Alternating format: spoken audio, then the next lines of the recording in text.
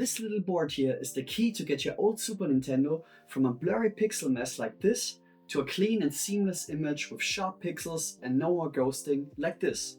What I have here is the SNEdge Mod, an open source edge sharpener, and today we will put it into this Super Nintendo console that will also receive a custom paint job.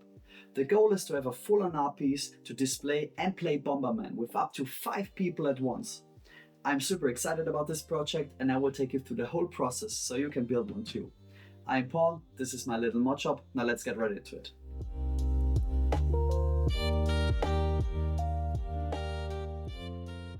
Okay, so let's get straight into disassembling this Super Famicom console I've got here.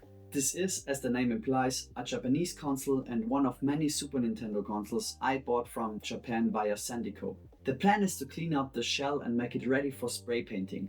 And after that, we are going to install the SNEdge Mod. And while I continue the disassembly, I will tell you all about it. So this mod is designed and released as an open source project by Thunder Technologies, based on the earlier work from a modder called Yoshi Yuki-Blade.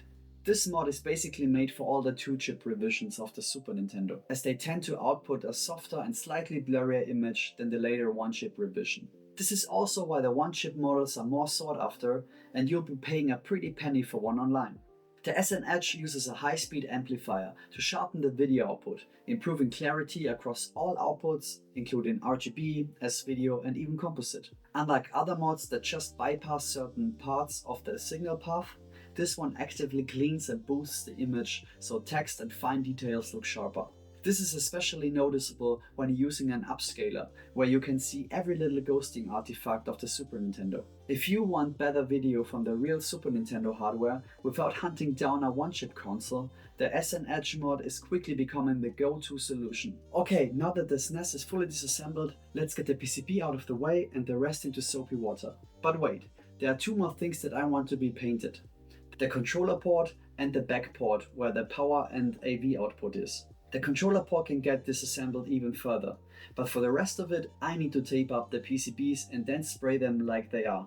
I mean, I could get them off the board, but we have enough to talk about in this video, so this is basically the lazy version. After getting the shell clean of old debris, it is time for the spray paint. For that I've built a small makeshift spray booth with some package material that was laying around the house. I use this channelite white plastic primer as the first layer, as I want an even surface finish for the black color to adhere to. Spray painting is like an art form in itself, and I'm not really qualified to give definitive advice on how to do it right. I just wing it and hope for the best, as everything I do on this channel. But what I observe by much smarter people than me is to just take it slow with building up layers of paint. It's better to have thin layers and apply 1 or 2 more than doing everything in one go, as you could risk getting orange skin or even worse, little paint droplets on your part.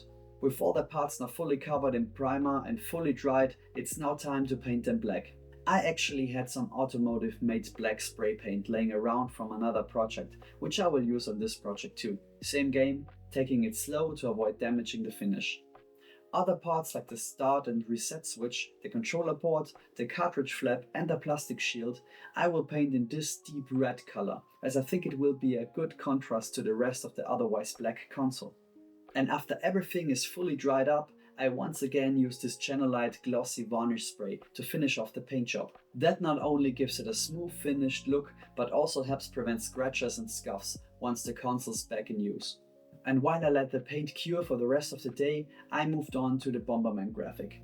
I've tried a few versions and ended up with this final design on the top and on the front. I also wanted to add the Super Bomberman logo and the fire and bomb upgrade as start and reset symbols, just to make it a little more obvious what this Super Nintendo is about. The designs were printed using my Ufimake E1 UV printer onto a clear adhesive sheet. This printer uses UV curable ink, so the result is pretty durable and vivid right out of the machine. I was really nervous about applying the design on the Super Nintendo, as I just have one chance to do it right. To avoid mistakes, I first tried to apply the design on another piece, just to know how to do it properly. Now onto the real meat of this project, the SNEdge Mod. As I mentioned before, it's a small board designed to intercept and clean up the SNES's RGB signals before they hit the multi-out. And the end goal is a sharper and cleaner image output, especially on 2-chip systems like this one, that tend to have more ghosting and overall not as clean of an output. And this project wouldn't be possible without today's sponsor, PCBWay. As you see, this PCB right here is a pain to assemble for yourself. And as I don't have that much time on hand for this project, I asked PCBWay to not only manufacture this board, but also assemble them with the correct components. The ordering process was super easy, as this open source project was designed in KiCad, and I just needed to export the Gerber files in a zip folder and upload it to the website, where all the main settings were already decided for me. I just had to put in how many boards I want, and way more important, what color the board should have. I chose a fiery red this time around, but there are also options for white and matte black finishes too. The communication about the assembly for the boards was also straightforward. Review by an actual human, which is not a given in today's age of AI craziness. I got a quote for my bill of materials, and after confirming everything, I just needed to wait for the finished boards to arrive at my doorstep. This is really as easy as it gets. PCBWay also offers a wide range of other services too. 3D printing, sheet metal fabrication or CNC machining, just to name a few. So if you want to order one of those edge sharpeners yourself, you can do it with PCBWay in the link in the description down below. Again, big thanks to PCBWay for sponsoring this project, and now let's get the boards in the Super Nintendo. And while the ordering process is super easy, installing the SNEdge is a bit of a process, but totally doable if you're comfortable with soldering. Now let's do this step by step. First, I had to prep the SNES motherboard. And that started with soldering 10 nanofarad capacitors onto the existing video output capacitors on the board. Then came the removal of the 3 video driver transistors, Q3, Q5 and Q7. These are responsible for driving the RGB signals, but since the SNEdge takes over that job, they need to go. With those out, I tapped into the pads where they used to sit. The board's labeled clearly, so it was just a matter of running wires from each pad to the corresponding input on the SNEdge. Red in, green in, blue in. For each of these, I also ran a wire from the ground pad at that location to the SNEdge ground. For power, I ran 5 volts and ground from the SNES power rail to the SNEdge. Then I had to connect the outputs. RE, GE and BE go to pin 20, 21 and 22 on the SNES encoder chip, which is U7. This step is a little fiddly because you're soldering onto tiny pins on an SMD chip, but with a steady hand and some flux, it's manageable. I triple checked these connections before powering anything on. Shorting these could definitely mess something up. Finally, there's this little board called the QSB, which means Quick Solder Board, that mounts onto the multi-out connector pins underneath the SNES. Another thing to note as I installed this mod in a Japanese revision of the Super Nintendo, I need to solder 3 additional 15 picofarad ceramic capacitors between the R, G and B input lines in the main SNEdge PCB and their corresponding ground pads. Otherwise the RGB signal will be very noisy. This is an information I have from Topwind. Thanks buddy. I also did a quick test run confirming that I first didn't fry my console, and equally as important, the mod actually holds its promise of cleaning up the signal. Then I hooked the Super Nintendo up to my OSSC upscaler via RGB SCART and recorded gameplay using the AVerMedia Extreme 3 capture card. To test the difference, I actually captured footage before and after installing the mod. The change in image quality was immediately obvious. Before the mod, the image looked okay, but had that characteristic softness around text and sprite edges. After installing the edge sharpener, everything looked cleaner and more defined. Text was sharper, the HUD in Bomberman was more legible, and the colors just looked more focused. There is just a tiny bit of ghosting left that I can see, but other than that, I think this looks equal if not better than a one-chip SNES now. After my testing, it was time to reassemble the console. Putting it back together actually took a bit longer than expected, since the painted shell has a slightly different texture and thickness with the added paint layers. I was especially worried about the power switch, as it is such a snug fit even without the paint. I think that's the first place the paint will rub off, but that's the nature of it, I guess. Then it was time to apply the decals. As with everything, just taking it slow and avoiding getting bubbles trapped in the decal makes the best result. Okay, another update. So these stickers, to be honest, didn't really do it for me. So what changed from this sticker to this sticker?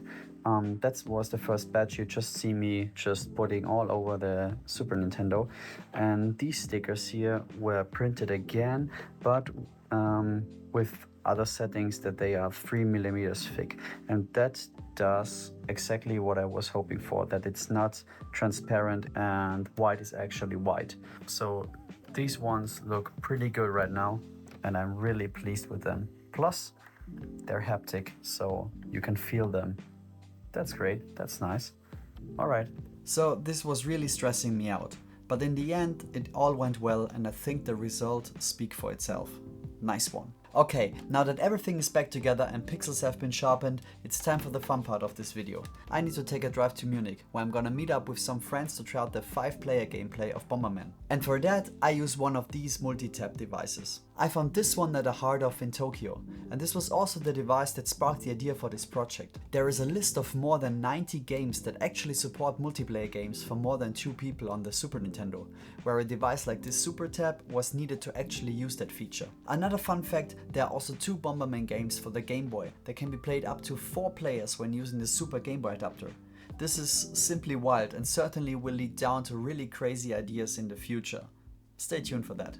But now, let's head to Munich.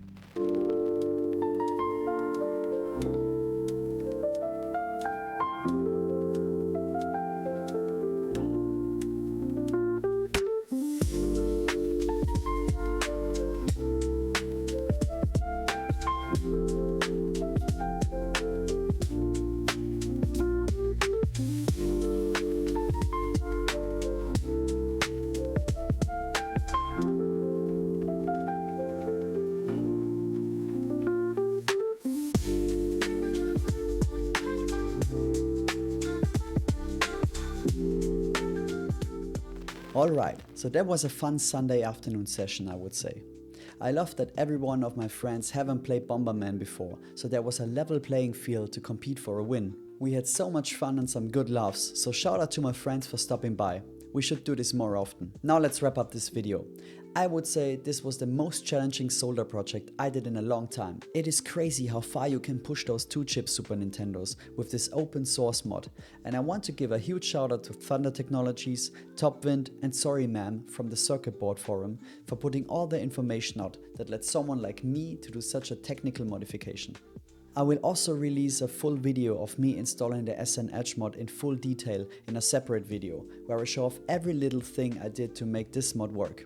Other than that, I hope you had fun and learned something along the way. And what do you think about the paint job I did on the Super Nintendo? Let me know in the comments down below. Thank you so much for watching, and if you want to see me build a high-end Game Boy Color with wireless charging, this video right here is the next one to watch.